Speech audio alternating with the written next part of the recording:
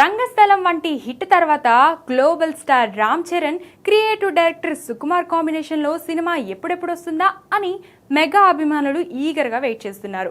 ప్రస్తుతం వీరిద్దరూ తమ తమ ప్రాజెక్టులతో బిజీగా ఉన్నప్పటికీ ఈ భారీ యాక్షన్ చిత్రం కోసం గ్రౌండ్ వర్క్ మాత్రం అత్యంత వేగంగా జరుగుతుంది. తాజా సమాచారం ప్రకారం సుకుమార్ ఈ సినిమా కోసం ఏకంగా 2 కథలు సిద్ధం చేస్తున్నట్లు తెలుస్తుంది. సుకుమార్ సాధారణంగా తన స్క్రిప్ట్ వర్క్ విషయంలో చాలా జాగ్రత్తలు తీసుకుంటారు.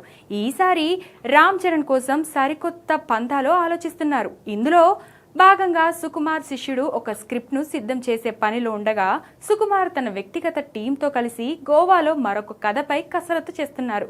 ఈ 2 కథల్లో చరణ్ ఇమేజ్ కు ఏది బాగా సెట్ అవుతుందో దాన్ని ఫైనల్ చేయనున్నారు. ప్రశాంతమైన వాతావరణంలో కథను మరింతగా మెరుగుపరిచేందుకు ఆయన టీం కథపై కసరత్తు చేస్తుంది.